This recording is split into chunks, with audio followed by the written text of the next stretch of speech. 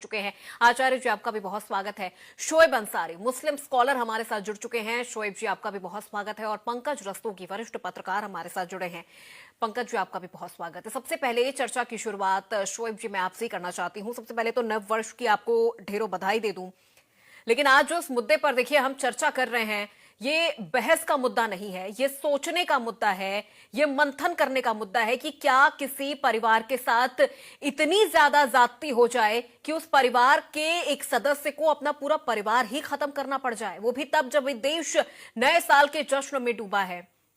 वो व्यक्ति धर्म परिवर्तन करना चाहता था, वो व्यक्ति अपने परिवार को मंदिर के लिए सौंपना चाहता था, अपने घर को मंदिर के लिए सौंपना चाहता था, लेकिन बस्ती वालों ने इतना परेशान कर दिया कि उस शख्स ने अपनी मां और अपनी 4 बहनों की हत्या कर डाली। देखिए मैडम, सबसे पहले तो मैं बता दूं आपको कि शोएब सिद्दीकी नाम है मेरा, तो थोड़ा चेंज कर लें, शोएब जी अंसारी आपने कहा। और मैं सबसे पहले अपने हिंदुस्तान वालों को सभी को हैप्पी न्यू ईयर बोलता हूं।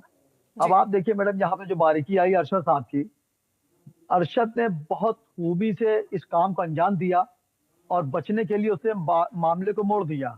अब आप देखिए अरशद का चाल चलन जो था, जो सुनने में आ रहा, अरशद का चाल चलन अच्छा नहीं था। हम्म। उसकी वालिदा खास तरह परेशान थी, वालिद परेशान थे, और उसकी जायदाद वगैरह जो थी वो उसके बहन के नाम कर दी गई थी। वो इस बात को जहन में रखे हुए था। फिर आप देखिए मोहल्ले में जाहिर सी बात क्या होता है, अगर किसी का बेटा या बेटी खराब होते हैं तो अगल बगल के मोहल्ले वाले लोग जो होते हैं भी उसके माँ बाप के साथ रहते हैं और बच्चों को समझाने की कोशिश करते हैं। फिर इसने जो है साजिश रची। साजिश रचने के बाद आप बताइए कि ये लखनऊ का ना रहने वाला, ना अजमेर शरीफ का रहने वाला, इतनी कितनी खामोशी और मोहब्बत से अपने माँ बाप को पहले अजमेर शरीफ ले गया, मैं बहनों के साथ, और अजमेर शरीफ में जियारत कराने के बाद फिर इसने वापसी लखनऊ में करी। वो भी लखनऊ का वो हॉट जगह है चारबाग पे नाका, वहां पे होटल लिया और वहां पे उसने उस चीज को अंजाम दिया। अब बताइए, इस हिंदुस्तान में जहाँ औरतों को दैविक दर्जा जाता है, माँ हो या बहन हो, कैसे उसने अपने बहनों का कत्ल किया, अपनी माँ का कत्ल किया, और उसमें उसके वालिद साहब भी शरीक रहे। हम्म। अब चूंकि इसने, देखिए इसमें मैडम बहुत गहरी बात यह है कि इसने ये जो साजिश रची, अब इसने सोचा कि हमें बचना कैसे है। अब बचने के लिए इसने एक वीडियो लॉन्च कर दिया। लॉन्च करने के बाद अब ये अपना बचने के लिए एक समुदाय को फंसा रहा है कि वो हमें जिद कर रहे थे, मैं हिंदू बनने जा रहा था, मैं मंदिर को देने जा रहा था। इस तरह की इससे छोटी मनगढ़ंत कहानी इसलिए रची कि बचने की कोशिश कर रहा है। हम्म। इसने वो काम किया है, अगर आप सोचिए, दिल दहलाने वाला इससे काम किया है। मेरी गुजारिश रहेगी मुख्यमंत्री जी से भी और कोर्ट से भी, फास्ट ट्रैक कोर्ट में रख के इसको जल्द से सजा दी जाए। और चूंकि ये बचने के लिए इसने मोड़ हल्का सा रुख मोड़ा है, जान रहा है इस वक्त जो माहौल हिंदुस्तान का साथ यूपी का चल रहा है कि एक समुदाय को लग रहा है कि हर मामले को टारगेट किया जा रहा है, तो इसने अपने बचने के लिए बहुत खूबी से मूवमेंट दे लेकिन दिया। शोएब ऐसा साहब, कुछ नहीं है। जी एक एक चीज जो आपने कहा कि ठीक है, इसने खुद को बचाने के लिए अपने बचाव में उसने ये वीडियो जारी कर दिया, जो उसमें उसने कहा कि बस्ती जी वाले उसे परेशान कर रहे थे। लेकिन शोएब साहब देखिए, 5 कत्ल किया है उसने। अब वो चाहे कोई भी बहाना दे, चाहे वो कोई भी इसके पीछे की वजह बता दे, बचने वाला तो वो है नहीं। खुद जाके उसने जी सरेंडर भी किया है। देखिए, बिल्कुल जाहिर से वो सिलेंडर किया है। जान रहा था कि अगर पकड़े जाएंगे तो होता काउंटर हो जाए। देखिए, हम्म। ये मसला यहाँ पर यह है कि इसने इतना बड़ा हादसा अंजाम दिया है। अंजाम देने के बाद इसने अगर अपने आप को सरेंडर कर दिया, कोई बात नहीं, ठीक है सरेंडर किया है, लेकिन इसको सजा जो है सजाए मौत की ही मिलना चाहिए, और क्योंकि दूसरों के नजदीक पेश हो। लेकिन इसने अपने बचने के लिए, आप देखिए, पूरी कौम को झोंक दिया। इसने हम्म। कहा मुसलमान ऐसे होते, मुसलमान वैसे होते। अरे कैसी बात कर रहे हो यार, मुसलमान ने हिंदुस्तान में जान दी और देता रहेगा। हर जात बिरादरी में कुछ अच्छे कुछ बुरे होते हैं। इसने बचने के लिए सिर्फ रणनीति मैडम बनाई है, ऐसा कुछ नहीं है। आप बताइए, कितने यहाँ पे धर्म परिवर्तन होते हैं। अगर मुस्लिम हिंदू होता है या हिंदू मुस्लिम होता है, तो अगर जबरदस्ती उसको धर्म परिवर्तन किया जाता है तो हमारी सरकारें उस पर एक्शन लेती हैं, उन पर सजा होती है, उनको मुकदमा लिखाया जाता है। अगर कोई अपने मर्जी से हो रहा है तो वो डीएम को दरखास्त देता है, इसके प्रोसेस है। लेकिन हम्म। इसने बचने के लिए, करने के लिए कि सरकारी गवाह बन जाए या उम्र कैद में हो जाए, इसकी सिर्फ मंशा, देखिए ये चाल चल इसका अच्छा था नहीं, शराब वराब वो पीता था, और इसकी माँ ने जो जायदाद थी कि घर की जायदाद खराब ना हो, अपनी बेटियों का नाम कर दिया। अब आप बताइए, इसने बहनों का कत्ल किस अंदाज से किया, गला घोटा, ब्लेड या आरी से गले काटे, नसें काटी, किस तरह इसने कत्ल किया। आप देखिए, हैरत की बात है। मेरी ठीक है। गुजारिश रहेगी कि इसमें फास्ट ट्रैक कोर्ट में मुकदमा चला के इसको सख्त से सजा दी जाए। और जाहिर सी बात है इसने इल्जाम एक कम्युनिटी पे लगाया है, 2-4 लोग ने मोहल्ले पे लगाया है। जाहिर सी बात वो मोहल्ला ठीक मुसलमानों है का था, शोएब जी। तो पुलिस भी मोहल्ले में जाएगी, चलिए ठीक है, इंक्वायरी लौटूंगी करेगी, मैं जाहिर आपके सी बात पास। इसके पीछे किसी का हाथ होगा, तो जाहिर है निष्पक्ष जांच की जाएगी, लेकिन इसको किसी कीमत पे नहीं जांच का छोड़ा जाएगा। विषय है, जांच हो रही है। ठीक है, मैं लौटूंगी आपके पास। आचार्य प्रमोद जी, आपका रुख करती हूँ, उसके बाद प्रवक्ताओं का रुख करूंगी। आचार्य जी, आपकी प्रतिक्रिया में जानना चाहूंगी। अभी आपने शोएब सिद्दीकी जी को सुना, जहां वो कह रहे हैं कि उसने जी, ठीक है, मैं आपके पास लौटूंगी। शोएब जी का रुख कर लेती हूँ, उसके बाद हमारे साथ और भी पैनलिस्ट है। शोएब जी, देखिए तू मैं तो आपसी चलती रहेगी, लेकिन अब यहाँ पे जो ये मेन मुद्दा है कि क्या ये युवक कट्टरपंथ से परेशान था, कट्टरवाद से परेशान था, वो धर्म परिवर्तन करना चाहता था, लेकिन उसके कौम के लोग उसे ऐसा करने नहीं देना चाहते थे, उसके मकान पे हड़पना चाहते थे, उसकी बहनों को बेचना चाहते थे, ऐसा उसने इस वीडियो में जिक्र किया है। लेकिन उसने खुद को कुछ नहीं किया, उसने अपनी बहनों की हत्या कर दी, मां की हत्या कर दी, लेकिन सबसे बड़ा सवाल, उसने अपने आप पे खरोंच तक नहीं आने दी, वो सीधे गया पुलिस स्टेशन में, जाके उसने सरेंडर कर दिया। हेलो। जी जी। देखिए अपूर्णा जी, ऐसा ऐसा है, देखिए जो डिबेट आपने रखी है आज, ये बहुत अहम है। जी। इसमें हर आदमी को या हर पार्टी को बहस नहीं करनी, इसमें एक बारीकी ये पकड़नी है कि देखिए इतना बड़ा हादसा हो गया, ये हादसा नहीं होना चाहिए था। आप देखिए जिस तरह लोग बहस कर रहे हैं, वही मैंने कहा कि देख लेंगे आपकी पारसाई भी, मैं कदे में शाम होने दीजिए।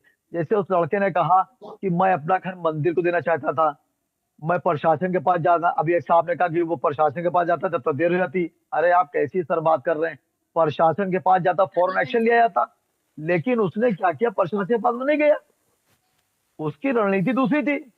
उसको क्या जो रणनीति थी है, उसकी? जो देखिए उसका, देखिए मैंने फिर बात की, देखिए अभी आप देखिएगा एफआईआर हो चुकी है, चूंकि इसको जो है कुछ पार्टियां, कुछ सियासी लोग भी इस संगीन मैटर को, जहां मातम पसरा हो, उसको सियासी रुख ले जा रहे हैं कि वो दूसरे धर्म को अपनाना चाह रहा था, उसका डिफेंस करने लगे। डिफेंस की जरूरत ही नहीं यहाँ पर। एक इंसान कातिल है, उसने अपनी 4 बहनों को कत्ल कर दिया सरे बाजार में, लखनऊ जैसा हॉट जगह पर, उसकी वालदा को भी, और उसमें उसका वालिद भी शामिल था, जिसको वो उसने भगा दिया, खुद वीडियो लॉन्च कर दिया, अपने बचने के लिए लॉन्च कर दिया। और फिर उसके बाद बचने के लिए वो माहौल देख रहा है कि आजकल हिंदुस्तान में हिंदू मुस्लिम चल रहा है, मस्जिदों पे कार्रवाई हो रही है, जांचें हो रही है, तो उसने हल्का सा मौका देकर रुख मोड़ दिया कि साहब मैं मंदिर देना चाहता हूं। अरे आप मंदिर देना चाहते हो, उसको आप मंदिर देना चाहते, तरीके होते हैं। आप जाते डीएम के पास जाते, मुख्यमंत्री के पास जाते, और आप देते कैसे कि आपके नाम मकान था। देखिए मैं दूसरों को नहीं, मैं ईमानदारी बात कर रहा हूँ। वो अरशद साहब जो कह रहे हैं कि मैं मकान मंदिर को देना चाह रहा था, वो इस मामले को दूसरा रुख दे रहे हैं हिंदू मुस्लिम का, कि मैं किनारे निकल हिंदू मुस्लिम हो जाए। अरे आपके नाम रजिस्ट्री थी, क्या कैसे देना चाह रहे थे भाई? आपके वालदा के नाम मकान था, या आपके वालिद के नाम मकान था, या आपकी बहनों के नाम था, आप कैसे दे देते मकान? पहली बात तो। और फिर आप धर्म परिवर्तन करना चाह रहे थे, आप जाते पुलिस चौकी बगल में, आप तब वीडियो लॉन्च कर देते ना कि हमको मेरे पड़ोसी फला फला परेशान कर रहे हैं, मेरा मकान जो मैं मंदिर देना चाह रहा हूँ उस पर रोक रहे हैं, मेरी बहनों को बेच देंगे। अरे कैसी बात बच्चा अरशद क्या कर रहे हैं आप? हैं, उन बहनों को कत्ल करते आपको शर्म नहीं आई? और आप कह रहे हैं कि बहनों को बेच दिया था? तो कितनी, और ये योगी सरकार है, ये कोई और सरकार नहीं है। उन बहनों पे आग उठा लेते ना तो उसकी वाट निकाल लेते, जो ईमानदारी की बात है। लेकिन आपने इतना गलत किया, और उसके बाद आप इसको रुख मोड़ रहे हिंदू मुस्लिम में कि सरकार का जहन बटा। ऐसा नहीं, यहाँ पे एक से एजेंसियां हैं, 2 सेकंड में सामना हो जाएगा।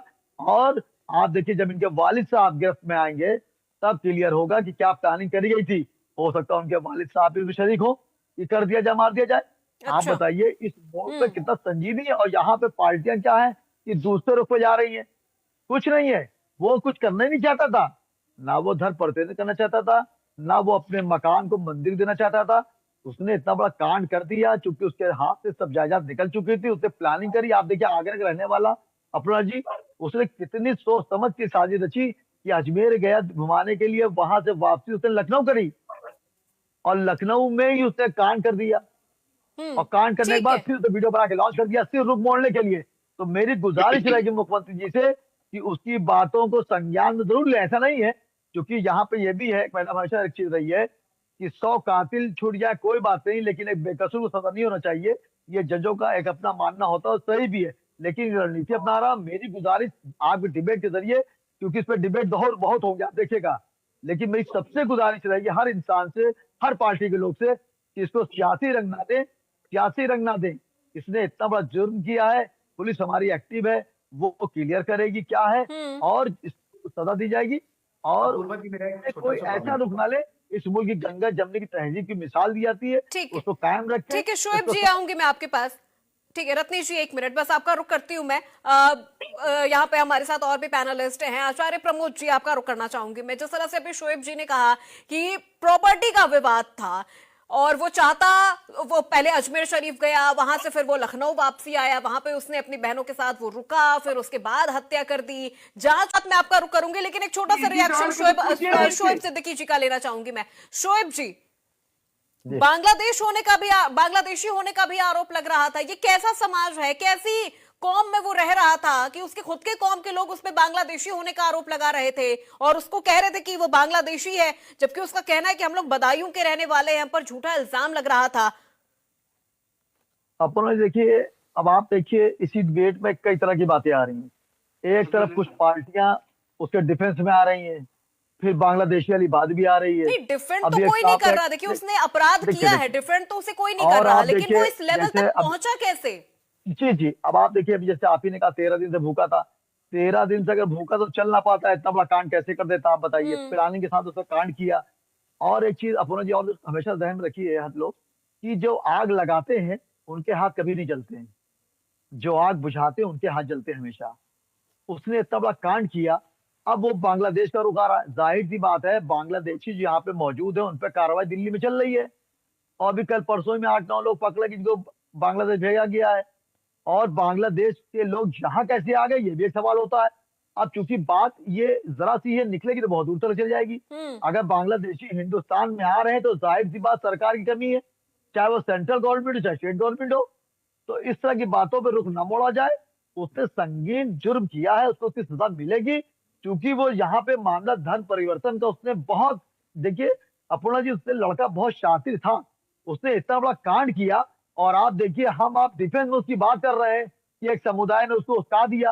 अरे यार, उस्का दिया तो बहनों को कत्ल कर दोगे। जिस तरह संभल की बात थी कि पत्थर फेंका तो उसका जवाब गोली होगा, ये तो तरीका नहीं है। अगर आपको कोई उस्का रहा है, योगी सरकार कह रही है 24 घंटे हम बहन बेटियों को रक्षा कर रहे हैं, आप सरकार के पास जाते, आप 112 नंबर मिलाते। संभल में तो तुर्की और पठान समुदाय ने आपसी संघर्ष किया शोएब जी। देखिए सर, अरे सर मैंने तुर्की और पठान समुदाय का आपसी संघर्ष था। नहीं देखिए सर, देखिए मैं बहस करने नहीं आया, बहुत संगीन मैटर है। मेरे आगे बहन बेटियां हैं, अल्लाह ना करे किसी का ऐसा मामला हो। कहने मतलब है कि चूंकि ये उसके डिफेंस में लोग इसी चले आ रहे हैं, चूंकि उसने एक अच्छा पासा फेंका हिंदू मुस्लिम वाला कि मुझको मुस्लिम समुदाय ने परेशान किया था, योगी जी आप उसको छोड़िएगा नहीं, उनको खत्म कर दिएगा, उनको सजा कर दिएगा। अरे यार, तुमको क्या हुआ? तुमने 5-5 कत्ल कर दिए, कैसे तुमने उनके हथियार डाले होंगे, तुमने कैसे मारा बहनों को, माँ को। तुम अपने बचने के लिए समुदाय को फंसा दे रहे हो कि मैं चला जा रहा हूँ, एक समुदाय हिंदू मुस्लिम छोड़ जाए। तो मेरी गुजारिश सबसे रहेगी, हर पार्टी से रहेगी, हर लोगों से रहेगी, ये मैटर जो है बजाय सियासी रोटी सेकने के, इस पे सोचने वाली बात है। और जाहिर सी बात, योगी सरकार बहुत सख्त है, वो पता करेंगी किसने उस्काया है, तो वो भी जांच होगी। लेकिन इनके वालिद साहब का इसमें खेल है और इस लड़के का खेल है। जाहिर ने अपने आप को सरेंडर कर दिया है, कि सरेंडर कर देंगे तो उस तरह के प्रताड़ित जो हमें नहीं किया जाएगा, पुलिस हमको सरकारी गवाह बना लेगी वगैरह वगैरह करके एक समुदाय में कर देंगे। लेकिन मुझे उम्मीद है योगी जी से इस सख्त कार्रवाई होगी और इस पर स्पेशल ट्रायल पे इस पर मुकदमा लड़ा जाएगा, उसको सजा होगी। और सजा फौरी इसलिए होना चाहिए जल्द से जल्द, जिससे दूसरे लोगों को इबरत मिले कि इस तरह के मामले ना किया जाए। और एक ठीक है शोएब जी, आऊंगी मैं आपके पास। पंकज रस्तोगी जी, एक क्विक रिएक्शन आपका, उसके बाद रत्नेश जी मैं आपका रुख करती हूँ। देखिए यहाँ पर शोएब, माफ कीजिएगा।